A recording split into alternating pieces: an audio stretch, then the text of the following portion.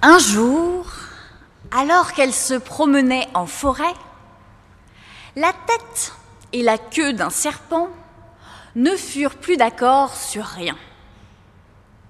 La tête voulut absolument avoir le dernier mot. De toute manière, de nous deux, c'est moi la plus utile. La queue furieuse se rebiffa. Ah non, madame, c'est moi. La tête ricana. Et que ferais-tu sans mes yeux, mes oreilles et ma bouche? Tu serais incapable de te diriger. Tu n'entendrais rien et tu ne verrais rien. Et tu ne mangerais rien.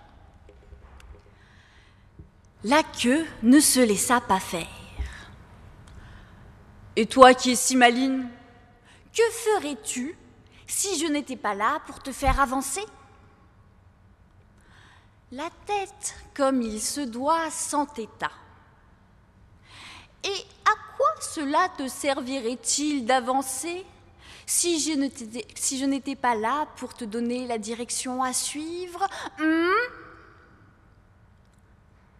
À ces mots, la queue s'enroula à double tour autour d'un tronc d'arbre et refusa d'en bouger. Je resterai ainsi tant que tu n'auras pas reconnu que je suis celle de nous deux qui est la plus utile. Au bout de 3 jours, la tête avait tellement faim qu'elle était prête à dire n'importe quoi, pourvu qu'on la laisse manger quelque chose. D'accord, tu as gagné. Je reconnais que de nous deux, tu es la plus utile. La queue, tout à la vanité de sa victoire, exigea désormais de marcher la première. La tête, qui avait déjà perdu la face et n'était plus à une concession près, lui accorda cette faveur. Vas-y, montre-nous donc de quoi tu es capable, puisque te voilà devenue si importante. La queue, ivre de joie, se mit à cheminer au hasard. Au début, hormis quelques buissons dans lesquels elle s'empêtra, tout se passa plutôt bien. La tête, résignée, se laissa brinque-baller de droite à gauche en tentant d'attraper ici et là quelque chose à manger. Mais tout fut de courte durée. La queue, qui avançait de plus en plus vite, sans prendre le temps de tâtonner, se dirigea imperturbablement vers un ravin, au fond duquel des paysans brûlaient des herbes sèches. La tête renifla bien quelque chose de bizarre, mais comme elle était du mauvais côté, elle ne put pas voir le danger. Et c'est ainsi que ce serpent, à cause de sa bêtise, bascula dans les flammes où il mourut. Bienvenue à tout le monde! Aujourd'hui, nous allons parler du corps du Christ, d'articulation et de jointure, d'unité et de course, et j'ai trouvé que cette introduction s'y prêtait plutôt bien. Bienvenue donc à chacun de vous qui êtes le corps du Christ, qui êtes appelés à faire communauté, à faire unité, afin de suivre la voie que Dieu a tracée pour nous. Recevez avec joie la grâce, l'amour et la paix qui vous sont offerts de la part de Dieu, de Jésus le Christ et de l'Esprit Saint. Amen. Et je vous invite à vous lever pour chanter.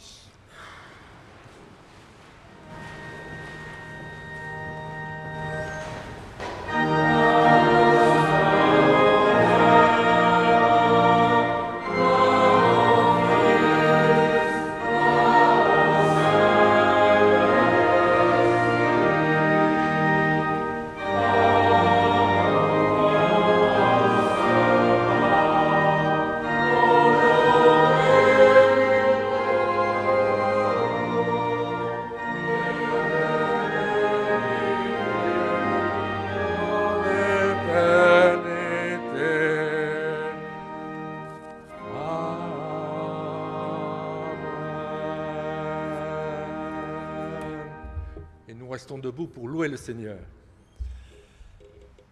Louons par le psaume 27 de David, le psaume de David. Le Seigneur est ma lumière, c'est lui qui me sauve, je n'ai rien à craindre de personne. Le Seigneur est le protecteur de ma vie. Je n'ai rien à redouter. Si des individus malfaisants m'attaquent comme des bêtes féroces, ce sont eux, mes ennemis acharnés, qui trébucheront et se retrouveront par terre. Si une armée vient m'assiéger, je n'éprouve aucune peur. Et si la bataille s'engage contre moi, même alors, je me sens en sécurité. Je ne demande qu'une chose au Seigneur, mais je la désire vraiment, c'est de demeurer toute ma vie chez lui pour jouir de sa douceur et prendre soin de son temple. Quand tout ira mal, il m'abritera sous son toit, il me cachera dans sa tente, il me mettra sur un roc hors d'atteinte. Alors, je regarderai de haut les ennemis qui m'entourent. Dans sa maison, je l'acclamerai en lui offrant des sacrifices, je chanterai et célébrerai le Seigneur. Et nous chantons le cantique tous unis.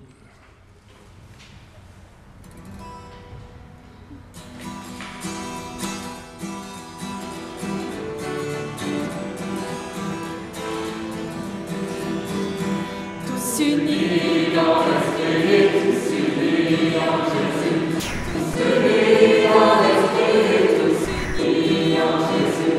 Nous prions que bientôt ce qui divise ne soit plus, et que le monde saura que nous sommes chrétiens, par l'amour dont nos actes sont enfants. Marchons peut-être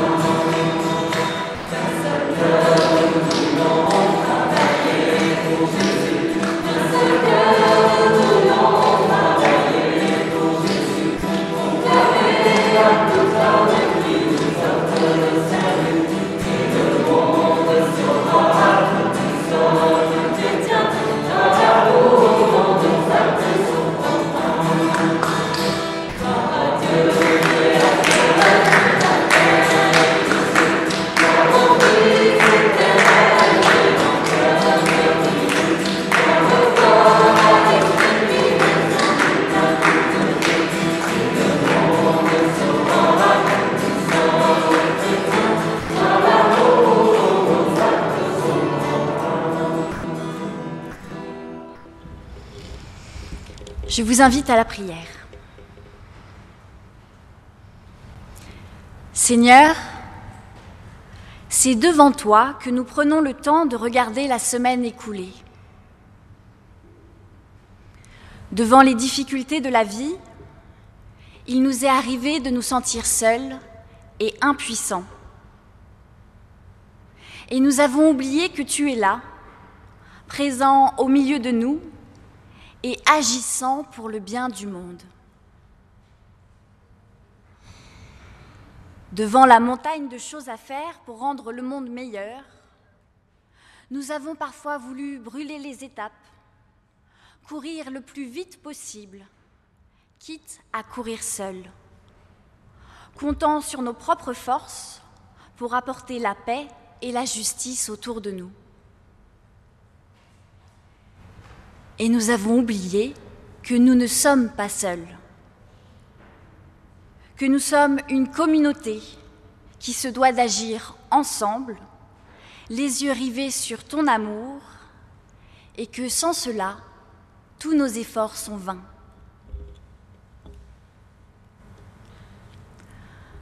Devant cette société qui nous exhorte à accumuler le plus possible, il nous est arrivé d'oublier l'essentiel, C'est toi seul qui es notre joie, le reste est superflu. Seigneur, aujourd'hui nous nous tournons vers toi, nous déposons toutes nos craintes, nos envies, notre colère et notre sentiment d'impuissance, afin de laisser en nous la place dont tu as besoin pour nous transformer de l'intérieur, et qu'à travers nous, tu puisses agir pour le bien de tous. Amen.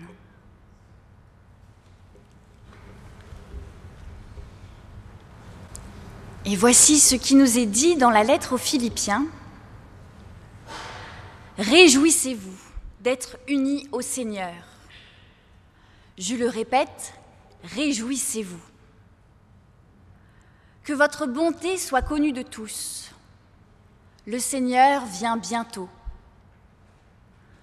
Ne vous inquiétez de rien, mais en toutes circonstances, demandez à Dieu dans la prière ce dont vous avez besoin. Et faites-le avec un cœur reconnaissant. Et la paix de Dieu, qui dépasse toute intelligence, gardera vos cœurs et vos pensées unis avec Jésus-Christ. Nous sommes unis au Christ, réjouissons-nous. Nous sommes unis au Christ comme le corps est uni à la tête. Acceptons son pardon, acceptons qu'il nous dirige dans la direction qu'il a souhaitée. Soyons reconnaissants, car il écoute nos prières et les exauce. Il nous donne sa paix, afin que nous puissions avancer dans la joie et la confiance. Amen. Et nous chantons « Tu viens Jésus pour partager ».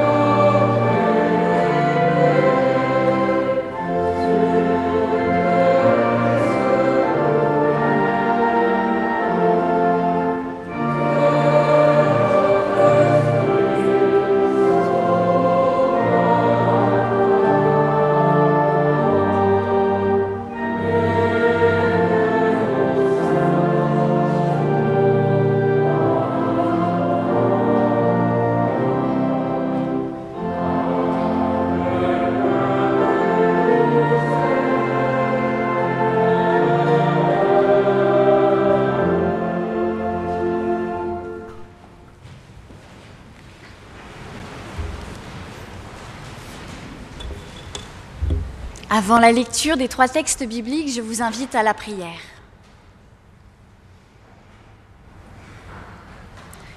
Seigneur notre Dieu, nous sommes devant toi ce matin pour entendre une parole.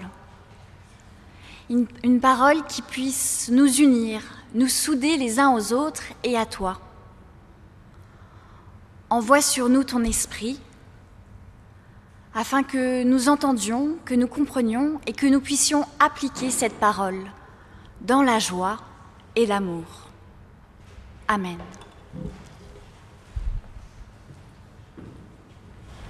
La première lecture se trouve dans Philippiens 3, les versets 12 à 20. Je ne prétends pas avoir déjà atteint le but ou avoir déjà été conduit à la perfection. Mais je poursuis ma course pour m'efforcer de le saisir, car j'ai moi-même été saisi par Jésus-Christ. Non, frères et sœurs, je ne pense pas l'avoir déjà atteint, mais je fais une chose. J'oublie ce qui est derrière moi et je m'élance vers ce qui est devant moi. Ainsi, je cours vers le but afin de gagner le prix que Dieu, par Jésus-Christ, nous appelle à recevoir d'en haut. Nous tous qui sommes adultes dans la foi, adoptons ce comportement. Cependant, si vous comportez autrement, Dieu vous éclairera à ce sujet. Cependant, là où nous en sommes, avançons dans la même direction. Frères et sœurs, imitez-moi tous et regardez les personnes qui prennent modèle sur nous. Je vous l'ai déjà dit souvent et je vous le répète maintenant en pleurant. Il y en a beaucoup qui se conduisent en ennemis de la croix du Christ. Ils courent à leur perte, car leur Dieu, c'est leur ventre. Ils tirent gloire de ce que devait leur faire honte et ils n'ont en tête que des choses de ce monde.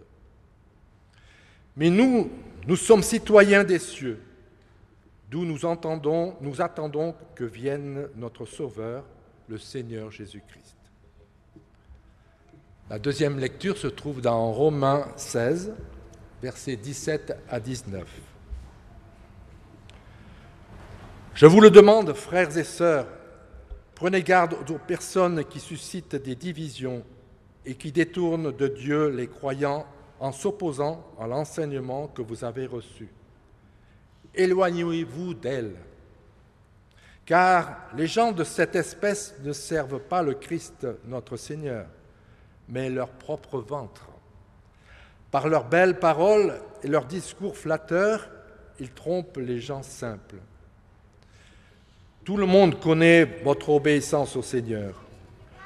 Je me réjouis donc à votre sujet, mais je désire que vous soyez sages pour faire le bien et purs pour éviter le mal. Et la troisième lecture se trouve dans Colossiens 2, versets 16 à 19. Ainsi, ne laissez personne vous juger à propos de ce que vous mangez ou de ce que vous buvez, ou pour une question de fête, de nouvelle lune ou de jour de sabbat. Tout cela n'est que l'ombre des biens à venir, mais la réalité, c'est le Christ. Ne vous laissez pas condamner par des gens qui prennent plaisir à des pratiques extérieures, soi-disant humbles, et au culte des anges, et qui attachent beaucoup d'importance à leur vision.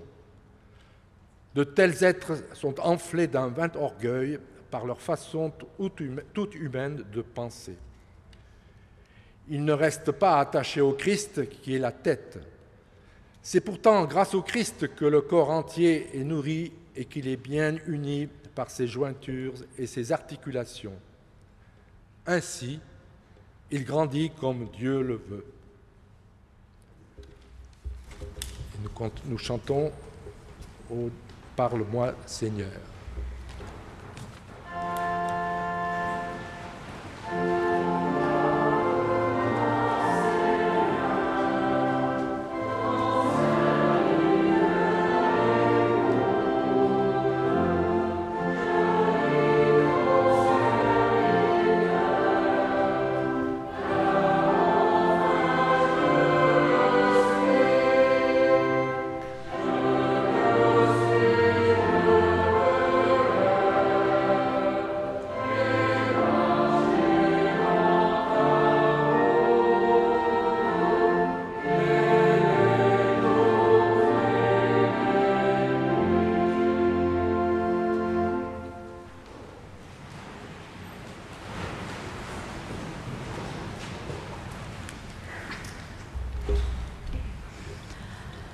Courons ensemble. Voilà ce à quoi Paul nous exhorte dans sa lettre aux Philippiens. Étonnant que ce texte soit un de ceux que l'on propose pour aujourd'hui, alors que nous sommes en plein temps du carême. En général, on entend plutôt quelque chose comme « arrêtons-nous un instant, prenons le temps de nous recentrer sur l'essentiel dans la prière ». en creusant un petit peu, nous verrons que ce passage nous offre une autre façon de vivre le carême et que cela n'a rien de contradictoire avec ce que nous disons d'habitude. Paul nous affirme dans sa lettre qu'il y a une bonne façon de courir et une mauvaise. Il y a ceux qui courent vers le but à atteindre afin de gagner le prix que Dieu nous donne, et ceux qui courent à leur perte. Aujourd'hui, nous allons prendre le temps de voir en quoi ces deux courses sont fondamentalement différentes. Paul nous demande de courir, mais pas n'importe comment. Il nous demande de courir ensemble dans la même direction. Dans toute sa lettre aux Philippiens, Paul nous appelle à l'unité, à être soudés les uns aux autres et soudés au Christ qui est notre tête. Il nous demande de ne pas faire comme le serpent de l'histoire qui est divisé et que cette division finit par tuer. Être unis ne signifie pas être identique. Si le serpent n'était qu'une queue, alors il ne pourrait pas manger. Et si le serpent n'était qu'une tête, il ne pourrait pas se déplacer. Nous avons besoin de dons différents dans notre Église afin d'être entiers et d'être le plus efficace possible pour accomplir la volonté de Dieu. Nous avons besoin d'un conseil presbytéral qui donne les grandes orientations, mais nous avons aussi besoin du groupe de prière du mardi qui œuvre à l'unité en prenant soin des uns et des autres par la prière et l'échange de nouvelles. Nous avons besoin de musiciens et de prédicateurs pour annoncer la parole qui vient de Dieu, mais aussi de personnes qui savent utiliser les outils à notre disposition pour diffuser cette parole le plus loin possible. Bref, nous avons besoin des dons de chacun pour être une Église vivante et agissante. Frères et sœurs, je fais une chose, j'oublie ce qui est derrière moi et je m'élance vers ce qui est devant moi. Ainsi, je cours vers le but. Pour bien courir, mieux vaut ne pas trop regarder en arrière. Sinon, on risque de trébucher sur une pierre qu'on n'aura pas vue et de se casser la figure. Afin de courir tous ensemble dans la même direction, il faut parfois être capable d'oublier certaines rancunes passées.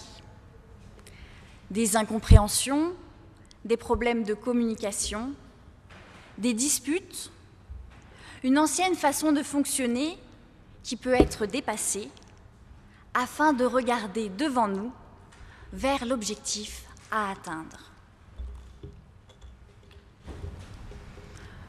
Ce but, Paul n'en parle pas très clairement ici. J'ai donc pris la décision d'éclairer Paul par Paul, et voici ce que j'ai trouvé dans la lettre aux Colossiens. La réalité, c'est le Christ, restez donc attachés au Christ, qui est la tête. C'est grâce au Christ que le corps entier est nourri et qu'il est bien uni par ses jointures et ses articulations. Ainsi, il grandit comme Dieu le veut. L'objectif, c'est de grandir dans la direction que Dieu a choisie pour nous, en restant fermement attachés au Christ, qui nous a montré de quelle manière nous devons vivre, en aimant Dieu et en aimant les autres. Alors j'ai un aveu à vous faire. Dans cette course, il n'y a pas de ligne d'arrivée. L'objectif de la course n'est pas d'arriver, mais de perfectionner tout au long de notre vie notre façon de courir ensemble, de nous aimer les uns les autres. Parce que courir avec d'autres, c'est pas facile. Au début, on va plus lentement, on peine à trouver sa place dans le groupe, on se gêne, on peut se faire tomber, se bousculer. Mais avec un peu de temps, en apprenant à se connaître, on est plus performant. Et on devient comme ces cyclistes qui roulent ensemble à toute vitesse et qui semblent ne faire qu'un. Ça demande du temps, du dialogue, de la volonté et surtout de la prière. Afin que le Christ demeure la tête de ce corps, qu'il puisse le nourrir, qu'il lui apporte ce dont il a besoin au quotidien pour qu'il ait de l'huile dans les rouages, on pourrait dire, il ne faut pas oublier de le lui demander en priant. Paul nous demande de courir ensemble, sans oublier notre tête. Car c'est en restant attaché au Christ que l'on peut discerner ce qui est important pour notre Église et ce qui ne l'est pas. Le mot grec pour courir qui est utilisé ici peut se traduire par rechercher ou poursuivre. Nous sommes donc invités à rechercher, à poursuivre le Christ ensemble. C'est une course de fond dont l'objectif n'est pas de s'épuiser au bout de quelques heures, de donner tout notre temps et toute notre énergie à l'Église jusqu'à l'épuisement, mais bien de suivre l'exemple du Christ qui gardait précieusement des temps de pause et de prière pour se ressourcer, qui discernait le chemin qu'il fallait emprunter là où il serait le plus utile. Et c'est ici que l'on comprend que cette course n'est pas en contradiction avec le carême. Les deux nous demandent de nous recentrer sur l'essentiel, être unis au Christ et aux autres. Les deux nous demandent de discerner ce qui est important dans nos vies et ce qui ne l'est pas. Les deux nous demandent d'être des exemples pour le reste du monde et de montrer qu'un autre chemin est possible, un chemin radicalement différent de ce qu'on nous demande parfois dans la société. J'en viens à ceux qui courent à leur perte. Il y en a beaucoup qui se conduisent en ennemis de la croix du Christ. Ils courent à leur perte car leur Dieu, c'est leur ventre.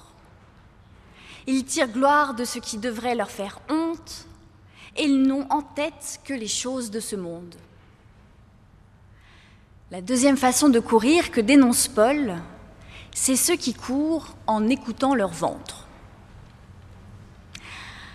Alors, avec le groupe de vie fraternelle avec qui j'ai partagé mes réflexions ce mardi, j'étais en train de travailler sur le texte, nous nous sommes interrogés sur cette histoire de ventre. En quoi le ventre est-il quelque chose de négatif ? Paul a-t-il un problème avec le ventre ? Et les femmes présentes ce mardi, et j'ai trouvé intéressant que ce soit des femmes qui nous l'ont fait remarquer, c'est que les bébés grandissent dans le ventre de leur mère. Et donc, en quoi la maternité serait quelque chose de mauvais ? J'ai un petit peu bugué et je leur ai promis de chercher, de résoudre cette énigme. Le ventre est-il quelque chose de bien ou de mal ? J'ai donc cherché dans la Bible des histoires qui parlent de ventre. Et voici ce que j'ai remarqué. Lorsqu'on parle de ventre de façon positive, il s'agit très souvent de maternité. Le prophète Jérémie affirme que Dieu l'a choisi dès le ventre de sa mère. Ce sont Sarah, Élisabeth et Marie sont bénies parce qu'elles sont porteuses de vie. Dans ces moments-là, ce sont des femmes qui parlent de leur relation à leur corps, à leur maternité. Et là, c'est positif. Sauf que Paul, c'est un homme. Et donc, il parle du ventre tel qu'il le connaît, le ventre comme quelque chose de très utile pour digérer des aliments qu'on a ingurgités. Un homme ne tombe pas enceinte. Et dans ses lettres, quand Paul nous parle de ventre, il fait référence aux interdits alimentaires de la Torah et au nombrilisme des êtres humains. Et oui, le nombril est aussi situé sur le ventre, et je suis sûre que vous connaissez tous l'expression « se regarder le nombril », ce qui signifie ne penser qu'à soi. Dans sa lettre aux Romains, Paul nous dit de ne pas écouter les personnes qui se regardent le nombril. Ils font de beaux discours, mais ne servent personne d'autre que leur propre intérêt, leur propre gloire. Il nous met en garde contre ces croyants, car ce sont des croyants, qui extérieurement ont une bonne pratique de leur foi, mais qui intérieurement ne servent que leur propre intérêt. Ces personnes-là respectent la loi au pied de la lettre. Ils mangent ce qui leur est permis de manger. Ils ne mangent pas ce qui leur est interdit. Ils respectent le sabbat, se disent humbles, mais en réalité, enflés d'un vain orgueil par leur façon toute humaine de penser, ils ne restent pas attachés au Christ. Ces croyants-là sont attachés aux apparences, car leur objectif n'est pas d'être unis au Christ, mais d'être admirés des autres pour satisfaire leur ventre, leur orgueil. Ils aiment donner des conseils sur ce qui devrait être fait, ils condamnent les autres, se placent en sachants, en professionnels de la foi, afin qu'on les admire. En bref, ils courent seuls vers leur propre gloire.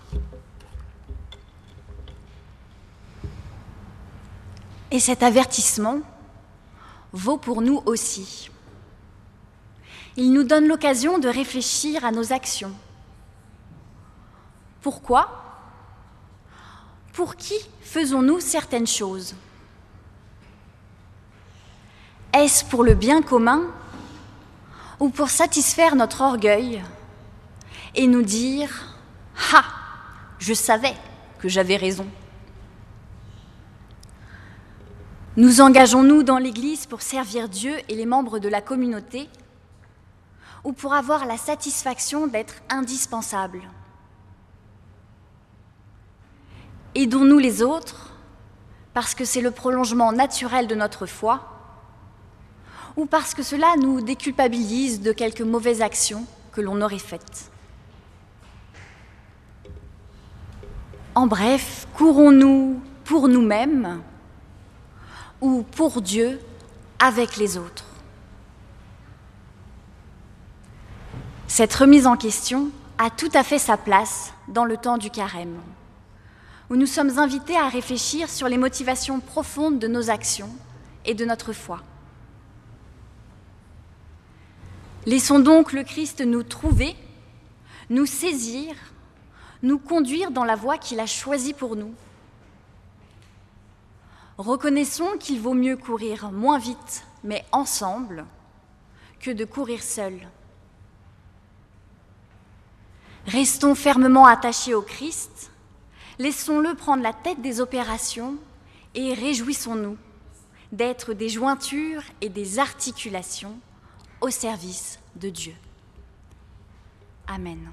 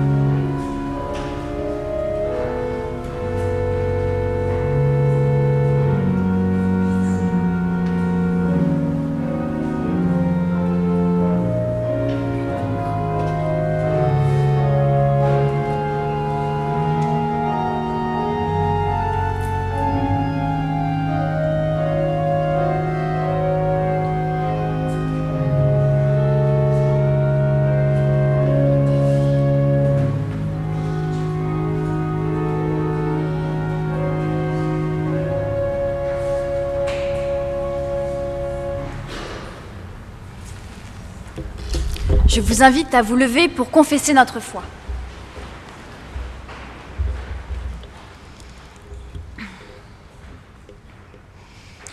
Nous ne sommes pas seuls. Nous vivons dans le monde qui appartient à Dieu. Nous croyons qu'il a fait le monde pour le bonheur et pour la vie. Malgré les limites de notre raison et les révoltes de notre cœur, nous croyons en Dieu. Nous croyons qu'il travaille en nous par son esprit pour nous apporter la réconciliation et le renouveau. Nous avons confiance en lui. Il nous appelle à nous rassembler pour célébrer sa présence, pour aimer et servir les autres, pour rechercher ce qui est juste et résister au mal. Oui, nous croyons en Dieu. Amen. Et je vous invite à chanter « C'est vers toi que je me tourne ».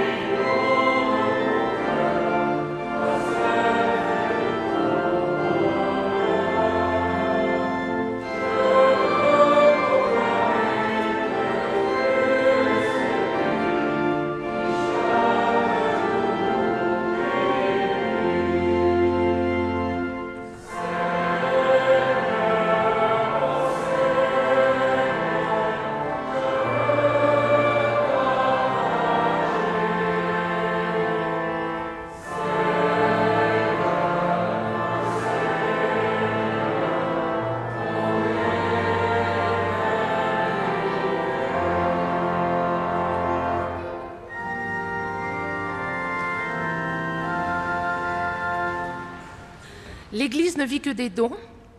Le moment de l'offrande est un moment important en reconnaissance à tout ce que nous recevons et surtout pour permettre de poursuivre nos actions. C'est le moment de l'offrande. Merci.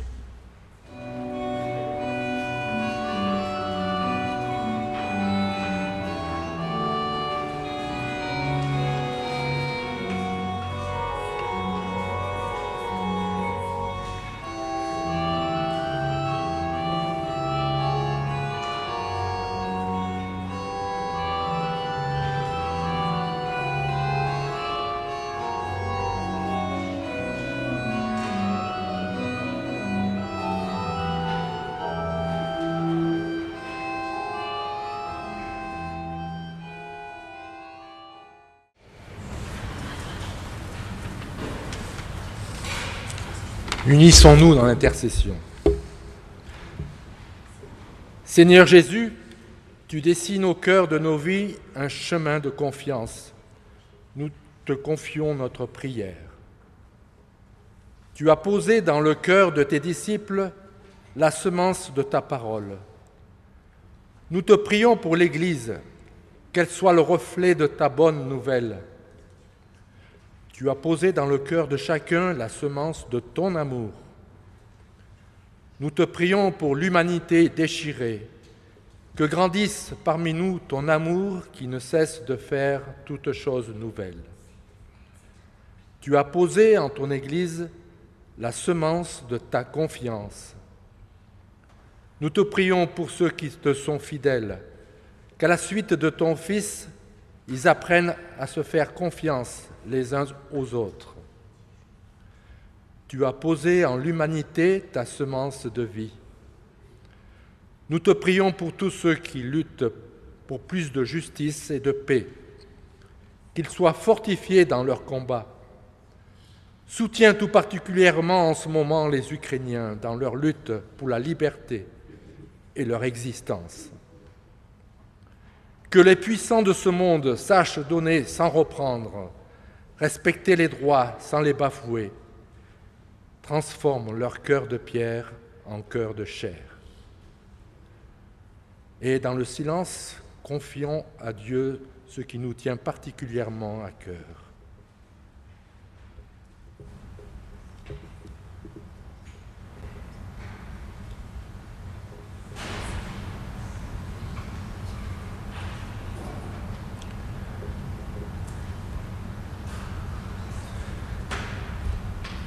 Et toutes nos prières sont rassemblées dans celles que nous avons apprises. Notre Père qui es aux cieux, que ton nom soit sanctifié, que ton règne vienne, que ta volonté soit faite sur la terre comme au ciel. Donne-nous notre pain de ce jour.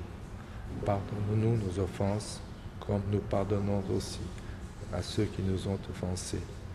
Et ne nous laisse pas entrer en tentation, mais délivre-nous du mal, car c'est à toi qu'appartiennent le règne, la puissance et la gloire au siècle des siècles. Amen. Je vous invite à vous lever pour l'envoi et la bénédiction.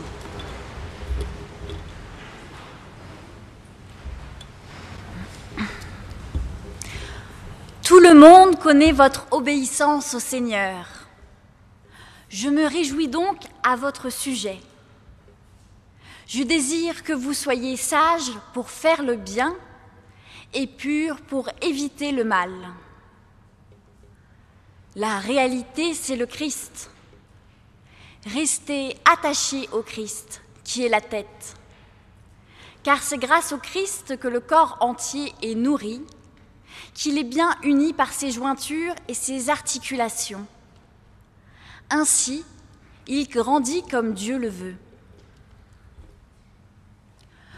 Dieu le Père, Jésus le Fils et l'Esprit Saint vous offrent leur bénédiction, afin que dans votre course, vous soyez unis au Christ et à la communauté, afin que vous ne cessiez de le chercher et qu'il demeure la tête de notre corps. Allez dans la paix. Amen. Et nous chantons.